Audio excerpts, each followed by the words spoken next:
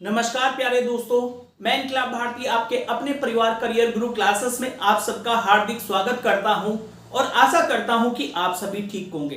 दोस्तों, आज के समय में आप लोगों का उत्तर प्रदेश लोक सेवा आयोग द्वारा आयोजित की जाने वाली यूपी पीसीएस की प्री एग्जाम के जो अभ्यर्थी हैं वो बहुत ज्यादा संशय की स्थिति में है और संशय की स्थिति में उनके होने का एक मुख्य कारण आप लोगों का यह है कि सभी YouTube चैनल्स के माध्यम से ये जानकारी मिल रही है कि आपकी यूपी पीसीएस का जो पेपर है जो 27 अक्टूबर को होने वाला था वो आपका पोस्टपोन्ड हो चुका है। हालांकि आयोग ने अभी तक इसके बारे में कोई भी ऑफिशियल नोटिस जारी नहीं किया है। सवाल ये उठता है दोस्तों कि आयोग ने अभी तक कोई भी ऑफिशियल नोटिस जारी क्यों नहीं किया है अगर ये परीक्षा आप लोगों की पोस्टपोन्ड हो चुकी है, और अगर ये पोस्टपोन्ड नहीं हुई है तो आयोग इस बात का खंडन क्यों नहीं कर पा रहा है कि ये परीक्षा आप लोगों की पोस्टपोन्ड नहीं हुई है।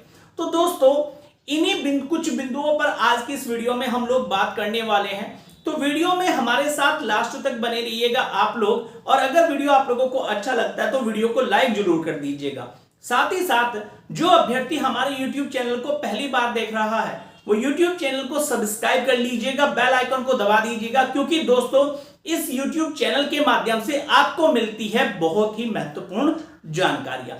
तो चलिए दोस्तों, शुरू करते हैं आज का ये वीडियो।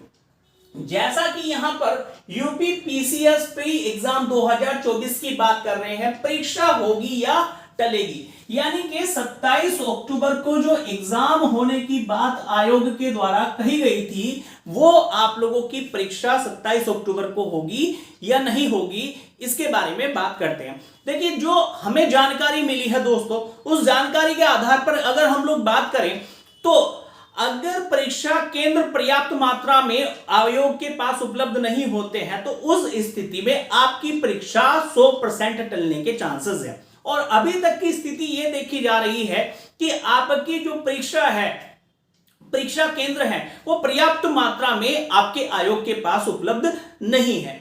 दोस्तों, मैं आप लोगों को बता करके चलना चाहूंगा कि जो आपका उत्तर प्रदेश शासन है, उत्तर प्रदेश शासन को आयोग के द्वारा एक पत्र लिखा गया था जिसमें कहा गया था कि सर आप हमें जिला मुख्यालय से 10 किलोमीटर के दायरे से बाहर जाकर के सेंटर लगाने की अनुमति प्रदान करें।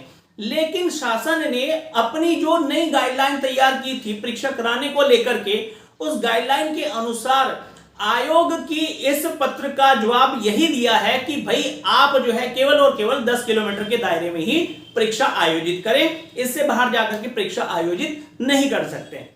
दूसरी बात यह है दोस्तों आप लोगों की कि इस संबंध जब ये आयोग के सामने ये बात आती है तो ऐसी स्थिति में आयोग जो है 2 दिन इस परीक्षा को कराने का विचार करता है, लेकिन अभ्यर्थियों के विरोध करने के कारण इस परीक्षा को एक ही दिन आयोजित किया जाने का विचार फिर से आयोग के द्वारा बना लिया जाता है।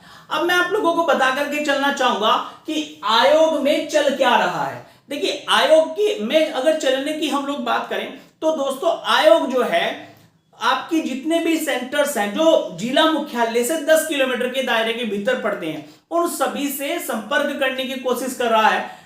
कुछ डिग्री ऐसा न्यूज के माध्यम से हम लोगों को मिला था कि कुछ डिग्री कॉलेज जो हैं वो अपने सेंटर्स आयोग को देने के लिए जो है सहमत नहीं है, लेकिन आयोग उनसे प्रयास कर रहा है कि वो लोग सहमत हो जाएं और ताकि पर्याप्त मात्रा में आयोग के पास सेंटर उपलब्ध हो जाए। अब सवाल ये उठता है आप लोगों का कि आयोग चुप क्यों है। देखिए, आयोग के चुप होने का कारण क्या है दोस्तों, मेरी बात बड़े ध्यान से समझना। सबसे पहली बात तो यह है कि आयोग यही चाहता है कि आपकी परीक्षा 27 अक्टूबर को ही हो जाए। उसका कारण यह भी है कि इस प्री एग्जाम और आरओ के एग्जाम के कारण बहुत सी परीक्षाएं जो उत्तर प्रदेश लोक सेवा आयोग को आयोजित करनी थी वो बहुत लंबित हो चुकी हैं।